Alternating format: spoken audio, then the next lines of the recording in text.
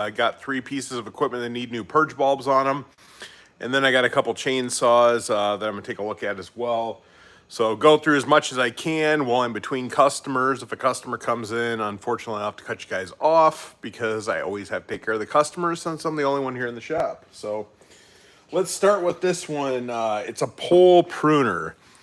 Not really sure who makes these, haven't seen one before, but nonetheless, purge bulb, it's all ratty, falling apart, and the machine doesn't work. So I'm gonna jump right into that one, get this one replaced, and see if we can get it going again. So let me get you guys right where I'm working here. Sometimes you can get to the purge bulbs without taking the carburetors off. Other times they're tucked in there and they're just impossible to get to. Right. And then these screws, you got to be careful with them. Some of these screws have been on there for so long that if you don't use the right screwdriver to get in there, they'll actually strip out pretty easy. So just keep that in mind if you guys are replacing them.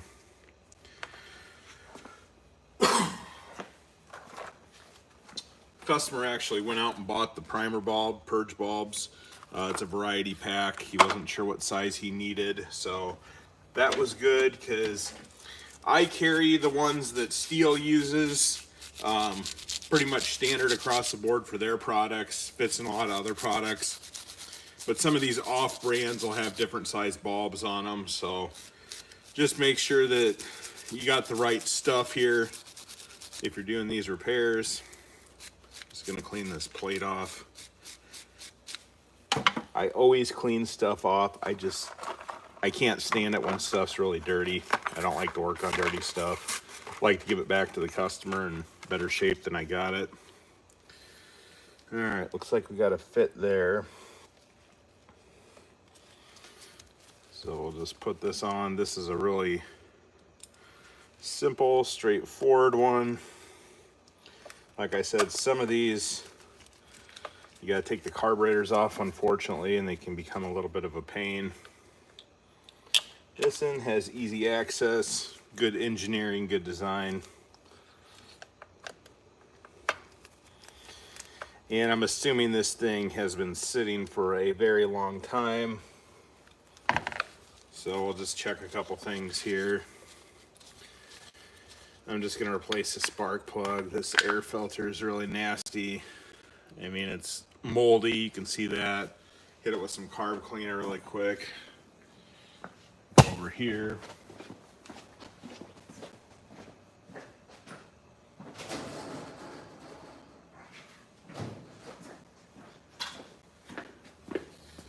Sometimes eBay and Amazon are your friend, sometimes they're not.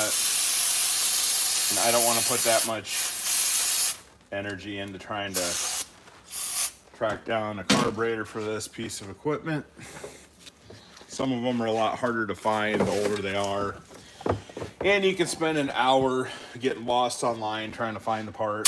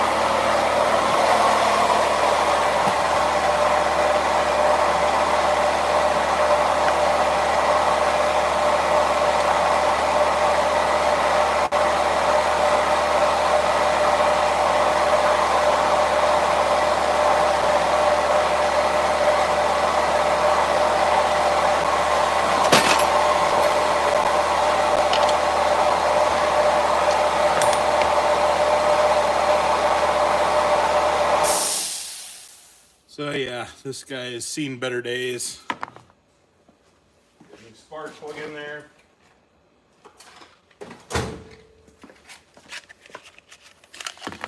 The customers told me he had this saw for such a long time. It was one of the very first things that he ever ordered online back in the 90s. So it was quite the memorable moment for him, I guess. So they got fuel problem fixed. We got the air cleaner fixed. We got the spark. Dump out the gas. I don't even know if there's any gas in here, to be honest with you.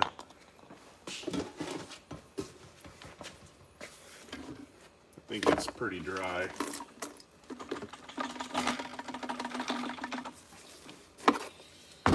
Yeah, just a little bit. Sort of nasty. You can smell it. It smells like varnish when you got bad gas.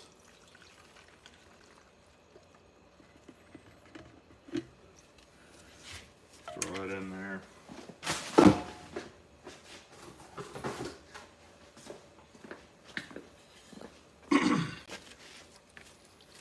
Get a little more gas. These are the new steel Motomix cans. Absolutely hate this tank vent in there. First thing I do is smash it out. So just annoys me. It restricts the fuel flow. I don't want to sit here and wait all day for the gas to go out of the can into the unit. It's probably one of the most annoying things that they have done to these cans. So, all right. Got some gas in there. Let's try the pump purge bulb.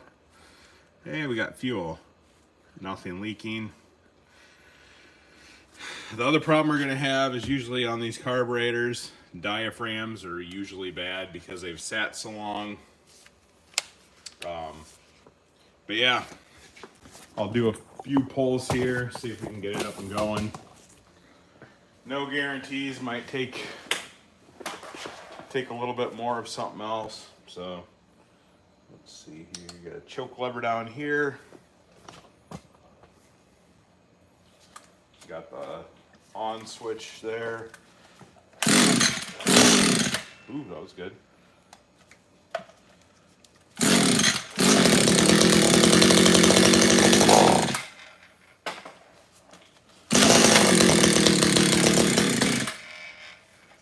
And we got a problem on this end. So if you look right here, we got a bent bar. So gonna have to address that before we can get the saw to run. Because with the bent bar, it is not gonna allow it to rotate freely, so.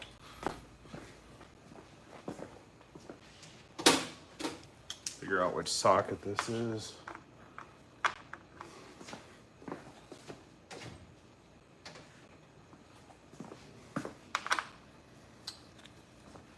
It's 11 millimeters, so just in case you were wondering, 11 millimeters.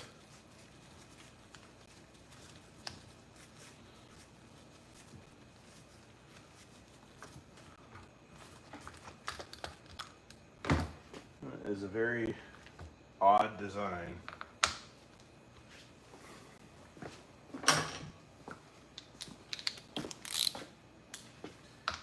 Pop this bar and chain off and see if we can get this thing to work without the bar and chain. I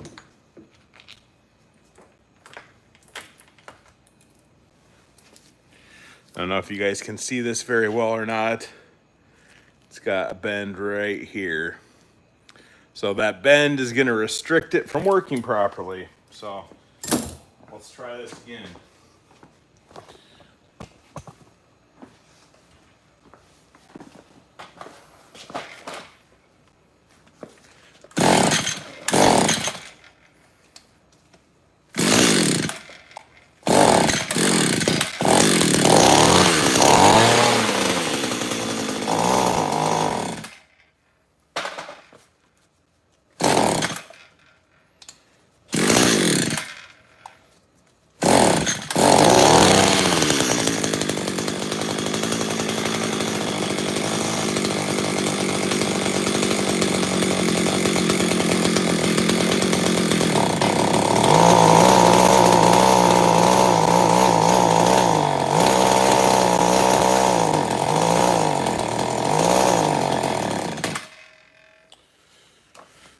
So unfortunately, this guy is gonna need some carburetor work. Yeah, it's gonna be a pain. This is usually why I don't take stuff like this in, because trying to find the parts for them, they usually use some obscure parts and they're not readily available, and you can't even buy rebuild kits for those carburetors. So you end up wasting a whole bunch of time just chasing bad money, basically. So I'll do what I can on a limited basis, but I'm not gonna put too much time into this, because you can go down a pretty big rabbit hole on any of these off-brand pieces of equipment where they don't have established retailers for parts and stuff. So I don't even know who sells pole pruner. Yeah, so never seen one of these in the years that I've been doing this, so hard telling. But got a couple other things to work on. Got these guys right here. Got a steel Hedge trimmer. Got a Shindawa trimmer. So I guess we can take this pole saw off the bench right now. I'll look at that a little bit later. See what we got going on with the Hedge trimmer. See if that's something that we can fix easy enough. Again, it's gonna need a purge bulb. So hopefully there's nothing else wrong with it. You can usually tell when a piece of equipment comes into the shop, the condition that it's in,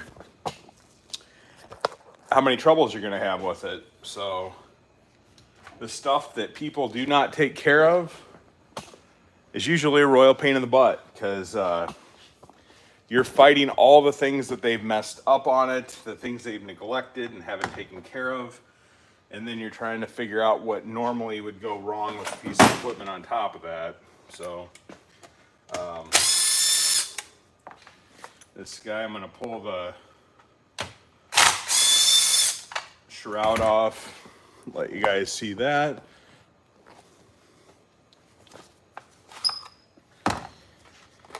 And we'll take this carburetor off. Let me blow a little bit of that crap off of there.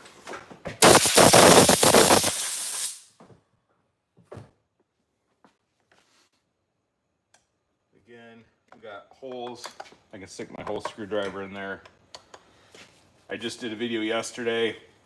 You have a pressurized fuel system to some extent. So if you have a major leak in it, let's say it's a fuel line, a purge bulb, a bad gas cap, a leak in your tank, you're gonna have intermittent running issues or no running issues at all. It just won't work.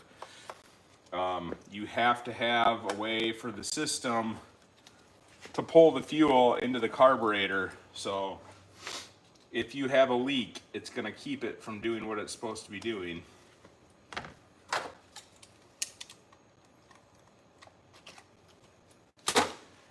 And then the steel stuff's nice because obviously I'm a steel dealer. I can get the parts for it. Like these purge bulbs, you're gonna be universal across pretty much most of their stuff. So I don't have to keep a bunch of extra parts in stock. They work on a lot of other brands as well. But you start getting into these off brands, like that pole saw there, and they just become a headache after a headache after a headache. So I usually limit what I work on to steel and Husqvarna, since I am a dealer for both of their brands. Not because I won't work on other stuff, because I don't like the challenge and stuff, but for my labor rate, I'm not doing this as a hobby. I don't really care to spend a bunch of hours digging around online, trying to find old parts manuals, trying to find part numbers, and then going around trying to search and find those parts once I figure out what the part numbers are. And then sometimes only to find out the variation of those part numbers don't fit on the unit that I'm working on. So then all that time that I wasted, I basically have to start over and figure out which model breakdown that I have. So the idea is to just stick to what I'm good at, steel and Husqvarna stuff. It just makes the most sense. I got a really quick turnaround rate in the shop here because I won't take on a bunch of stuff that I know is going to be a pain. If it's steel or Husqvarna, I don't care how complicated it is, I'll take it on and do it. I just don't want to mess around wasting my time online. I want to have the time on the bench fixing stuff.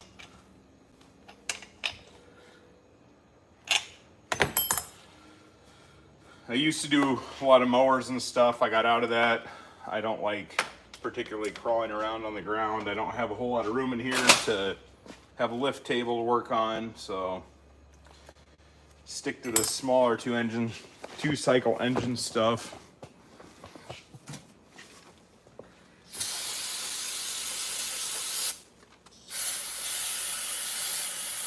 Carb cleaner works amazing on these filters. Gets a lot of the debris out.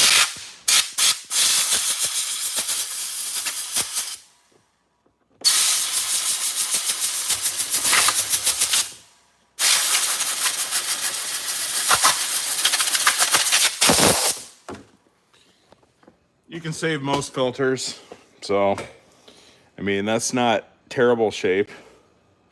It'll still work fine, it'll breathe fine. I try to save what I can for the customers and save money, so they appreciate it. All right, got all that done, button the top end up, and then we will address the gas. Like I say in all my videos, we always dump gas. I don't care who or what it is, it's getting the gas dumped. There can be so many problems with units, with gas related problems. It is not worth the time to have to track down needless items. So we just dump the gas, take that problem right off the table. And of course, that's bad gas. Bright yellow, really smelly. So I wish I could put smells on the camera so you guys could see what I'm talking about. You know when you go to the gas station, it's got that nice clean smell of fuel. This just smells rotten and stagnant. After you do enough of these, you just know as soon as you open up the gas tank if you got bad gas or not.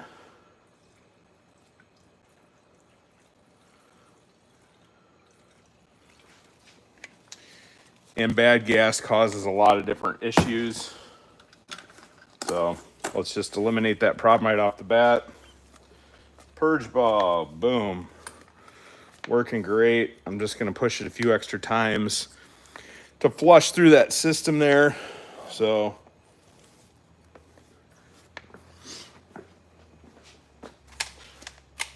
it's got on off. Go to the start and see what we can accomplish with this one.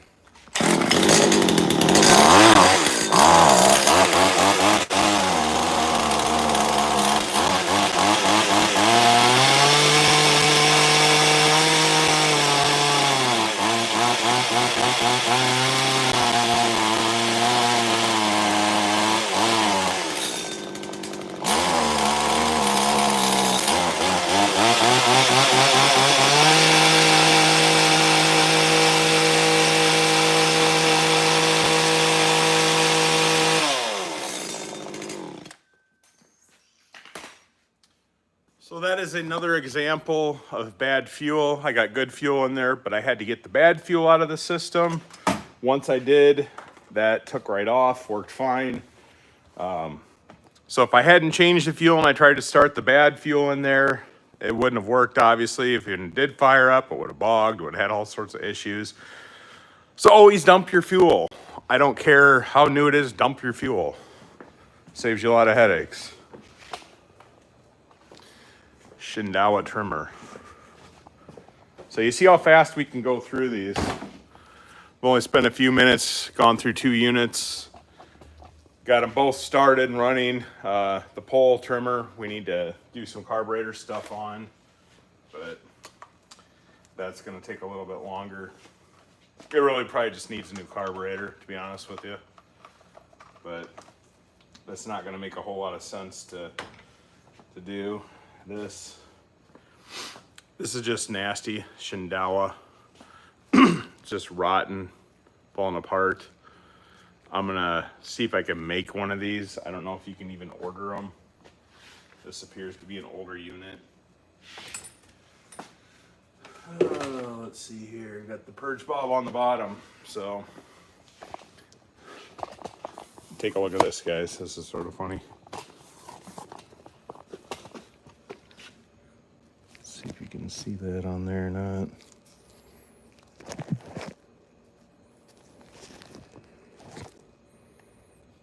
Right there. So yeah. See that fuel squirting? Nice big hole there. So this in. I'm probably gonna take that off the top so I can get down to it. Let me grab a different tool.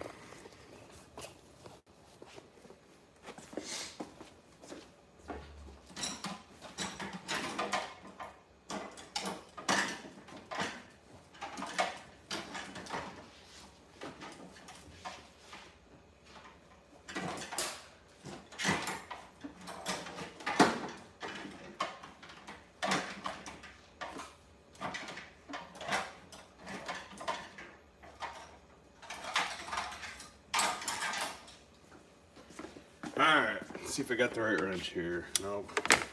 Try this one. There we go.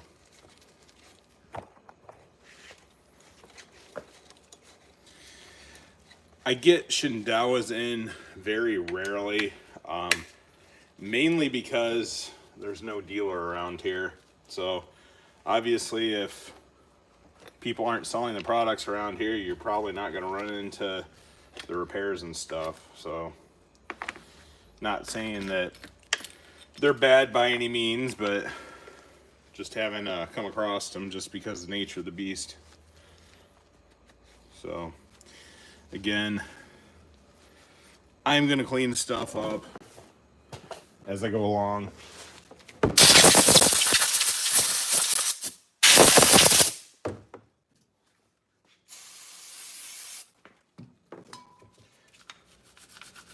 There's no point in taking all this stuff off if you guys aren't going to spend a little time cleaning it. Don't underestimate the power of cleaning.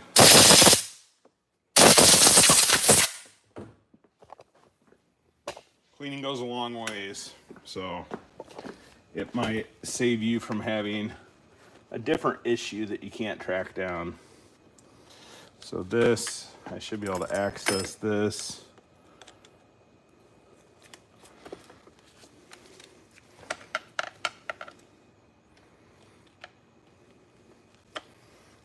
And it looks pretty much standard to that purge bulb that I did on the pole saw, a little bit smaller than the standard steel one. So hopefully one of these in that kit works for it. That screw was loose, wasn't even tight, so that could be causing some issues.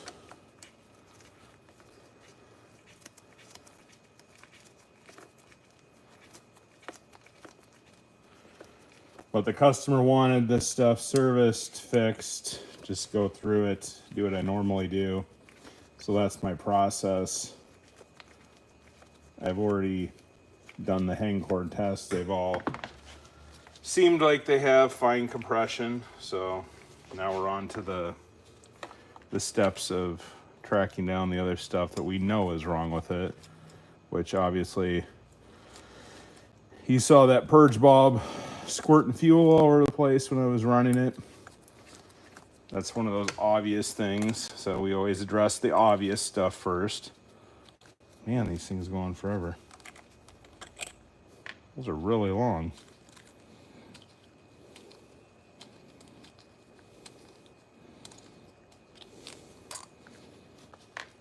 So they go down to China, but this one's made in Japan, I believe. So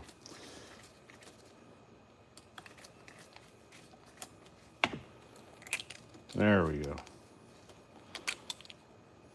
Last one.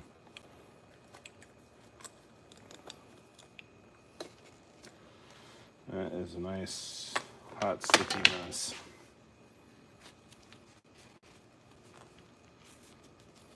So again, just clean stuff up, guys. It doesn't take that long. You'd be surprised how many other problems you fix on stuff if you just clean it.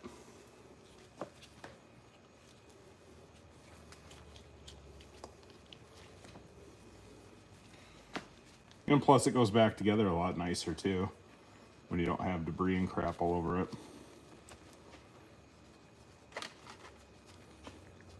Hey, what do you know? We got one.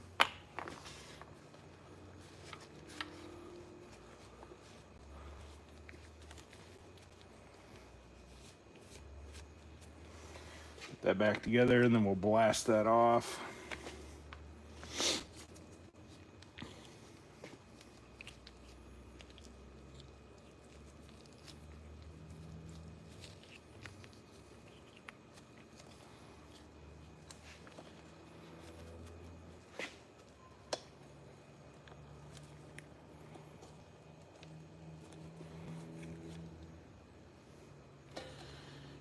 See if I can get this aligned the way it went. There's that.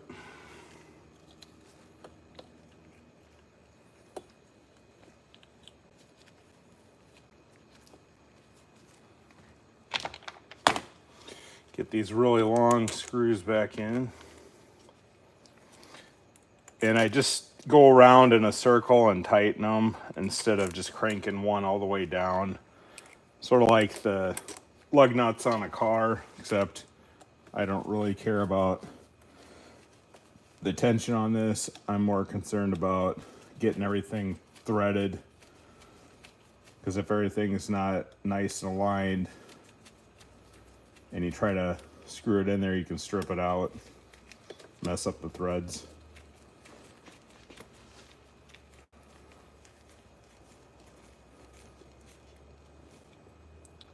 Let's go get that one done. This air filter, I'll have to build one out. I can look online and see if they still make them, but this is an older unit too, probably from the early 2000s. So more than likely, probably don't make these either. All right, so now we got that. Let's get this back into place.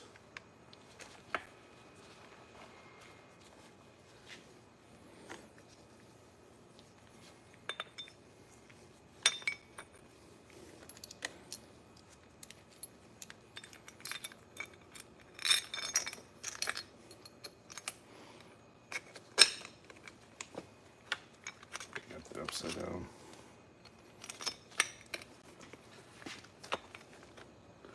Now I gotta get these holes lined.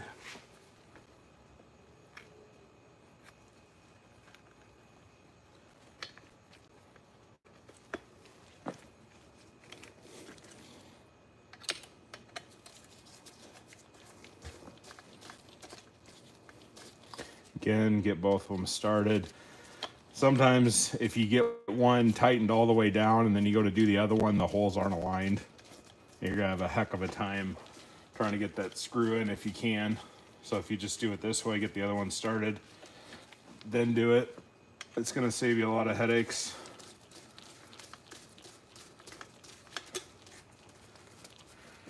All right, we got both of those done. Get the spark plug out.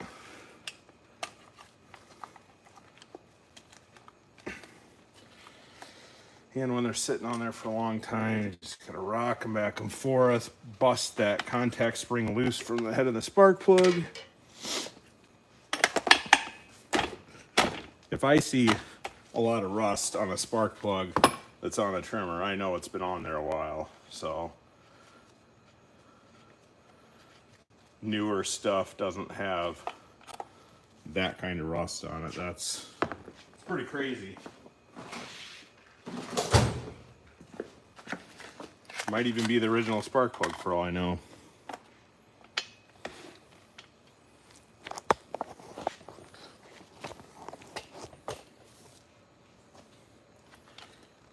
But just doing the service on this stuff, man, it makes a big difference.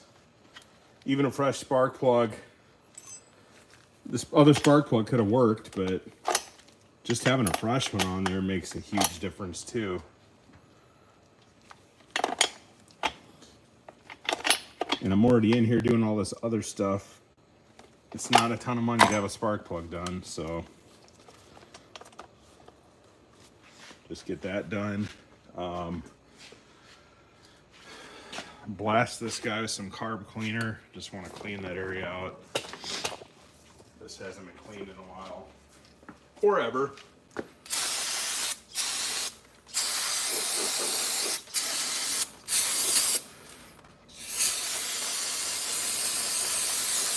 Just make everything look good for the customer.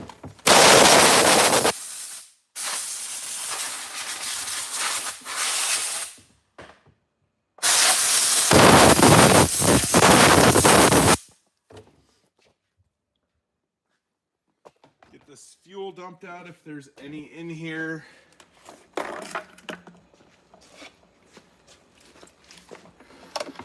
And there is.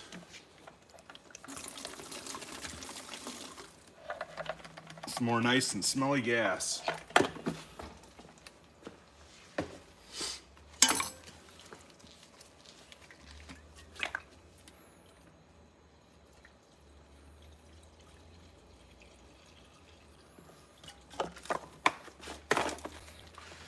See if it runs, and then we'll address the air filter issue later.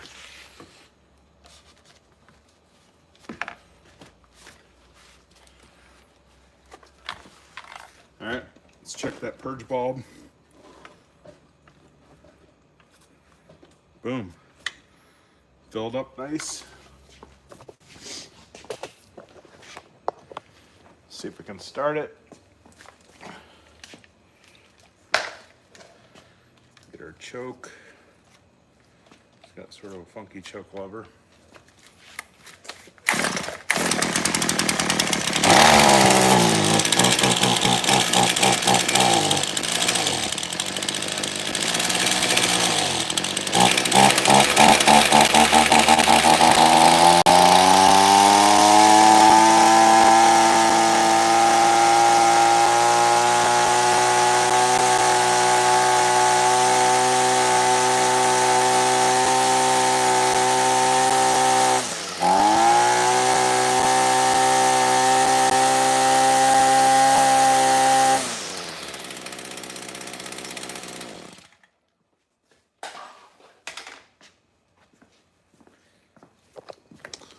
All right, got the bad gas out of that one. So got these 3 units done in maybe a half an hour or so.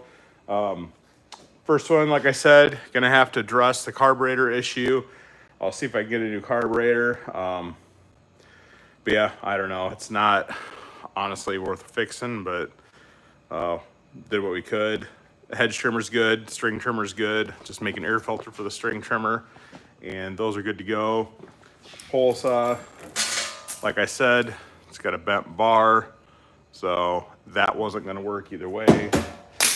Chain on it's bent, so we'll have to replace that. Other than that, yeah, purge bulbs. Make sure that you guys have good purge bulbs. If you have leaks there, your fuel system's not going to be pressurized, and you're going to have problems with your equipment. If you do luckily get it started, it's not going to run right, not going to idle right. So that would be one of the first things to check. If you know that you have a leak in your purge bulb or it's cracked, even a small hole will cause running issues. So make sure you guys are replacing those. Really simple, really easy to do. Anybody can do it. 4 screws to hold the cap on. Obviously, like I said, clean everything as you're going along. And of course, spark plugs, might as well replace those while you're doing it. And always dump the fuel out when a customer's equipment comes to your shop, or if it's been sitting in your garage and you're trying to fix it, always dump the fuel out first. Start with no fuel in the tank, get fresh fuel, and go from there. So that's all for this video. Thanks for tuning in. Make sure you guys check out my other content for some great videos. Have a good rest of your day.